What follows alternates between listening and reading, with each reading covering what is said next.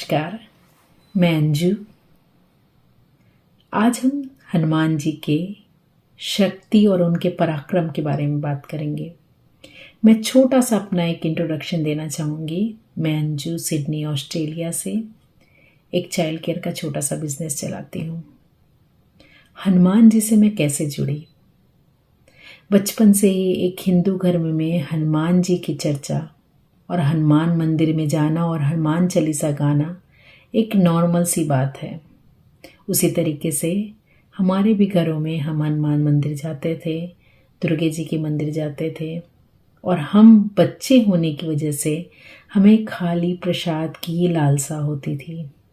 एक बूंदी का प्रसाद हर मंगलवार और शनिवार के दिन मिलता था हमें।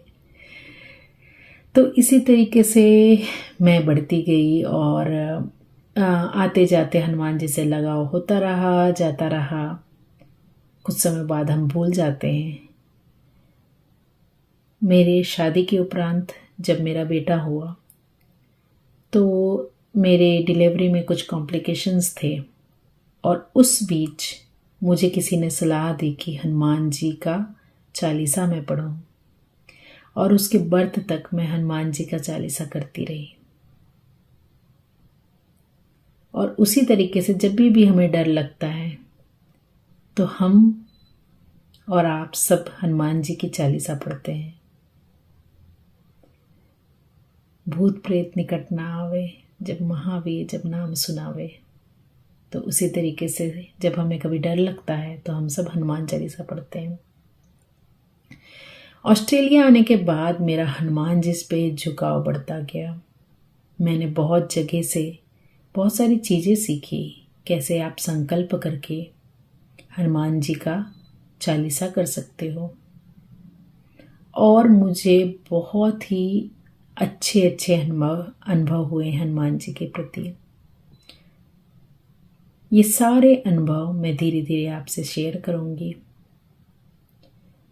बट जब आप पूरी तरीके से हनुमान जी को सिलेंडर कर देते हो अपने जीवन में, तो वो अपने चमत्कार दिखाने चालू करते हैं। इसी तरीके से जब मेरे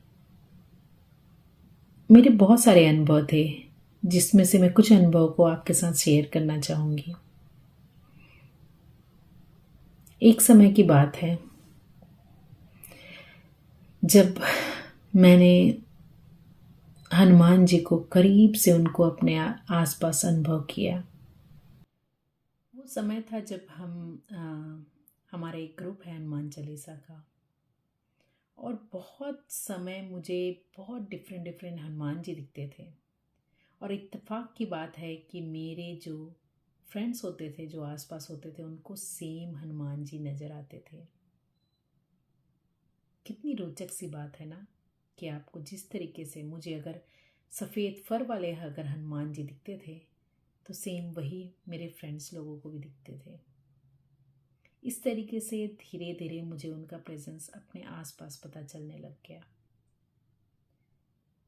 पिछले साल की बात है जब हम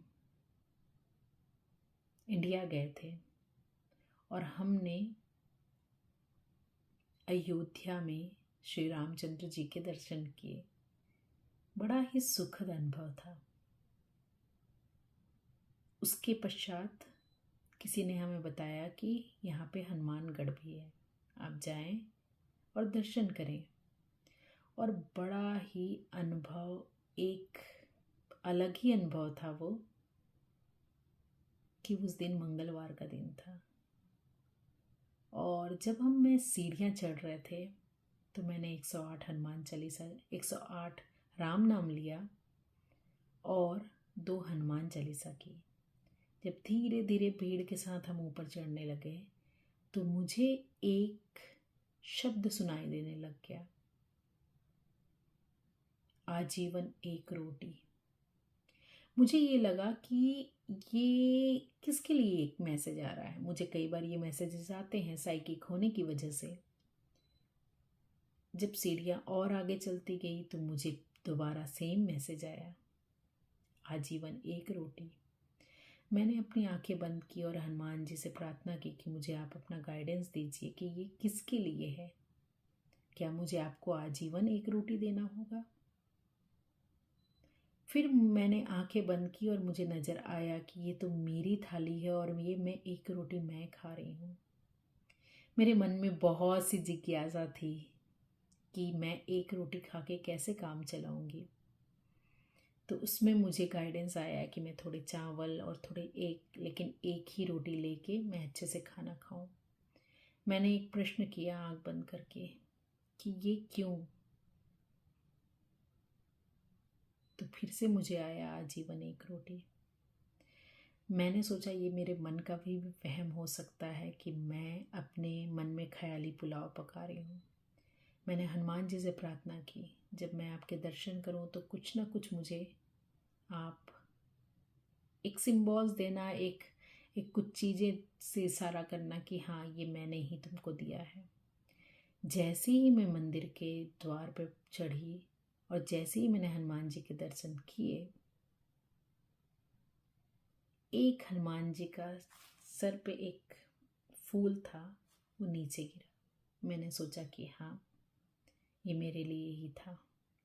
और इस तरीके से अब मुझे 6 महीने होते आ गए कि मैं आजीवन एक रोटी खा रही हूँ। ऐसे ही बहुत से डिफरेंट डिफरेंट अनुभव मुझे हुए।